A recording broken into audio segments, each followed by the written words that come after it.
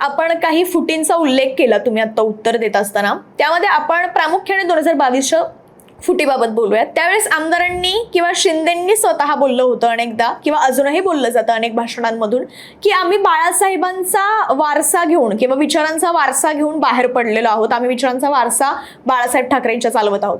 आता जे खासदार फुटलेत ते कोणता वारसा घेऊन बाहेर पडलेत किंवा ते कोणता वारसा चालवणार आहेत? आता इकडे खरं तुम्ही अगदी वर्मावर बोट ठेवताय त्यांच्या.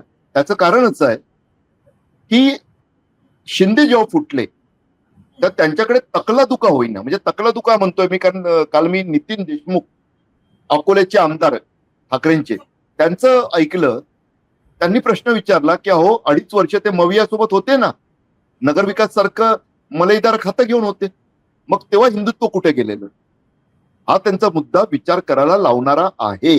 पण तरी सुद्धा मी मान्य करेन की 2022च्या बंडात किंवा शिंदे अनेकदा रोखून सांगतात नाही उठावात म्हणा, त्या उठावात काहीतरी एक वैचारिकता होती, कारण होतं.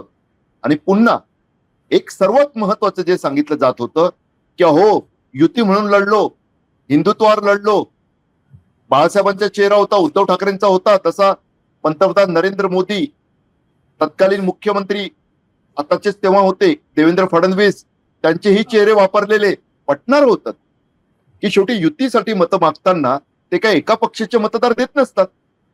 त्यामुळे ते घडलं ते चुकीचं का याच्यावर विचार करण्याला भाग पाडलं जात होतं आणि ते योग्यही होतं. मात्र आताच काय, आताचे हे जे 6 फुटतात आहे, या 6 मशालीवर निवडणूक लढवली आहे. जेव्हा ठाकरेंनी पुढचा मार्ग स्वीकारला तेव्हाची निवडणूक ही 2024ची, 19ला ते वेगळे झालेत. ते काही हिंदुत्व सोबत म्हणजे भाजपा सोबत राहिले नाहीत, ते हिंदुत्वावरच राहिले असा त्यांचा दावा असतो. मात्र त्यांचं हिंदुत्व आता काँग्रेस आणि राष्ट्रवादीला सोबत घेण्या इतपत उदारमतवादी झालेलं आहे. या नव्या वातावरणातल्या निवडणुका आहेत.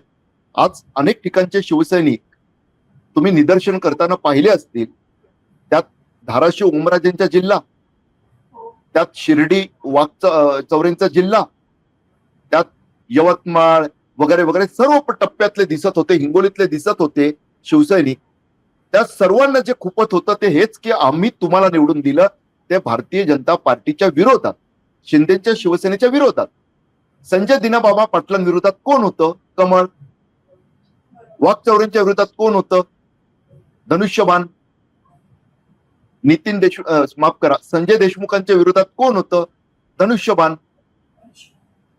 धाराशिवला कोण होतं? प्रत्येक ठिकाणी तुम्ही पाहाल तर एकटा भाजपा किंवा शिवसेना शिंदेची. त्यामुळे स्वाभाविकरित्या या शिवसैनिकांचा आजचा जो प्रक्षोभ दिसतोय, जो राग दिसतोय, जे प्रश्न विचारले जातात आहे, फिरू दिलं जाणार नाही, साईबाबांची खोटी शपथ घेतली, आईची खोटी शपथ घेतली वगैरे वगैरे, जो संताप व्यक्त होतोय त्याच्या मागचं कारण हेच आहे की या 6 जणांना यावेळी वैचारिक काही अधिष्ठान नाहीये त्यांच्या बंडाला. जसं 22ला किमान होतं ते आता नाहीये, हे आपल्याला लक्षात घ्यावं लागेल.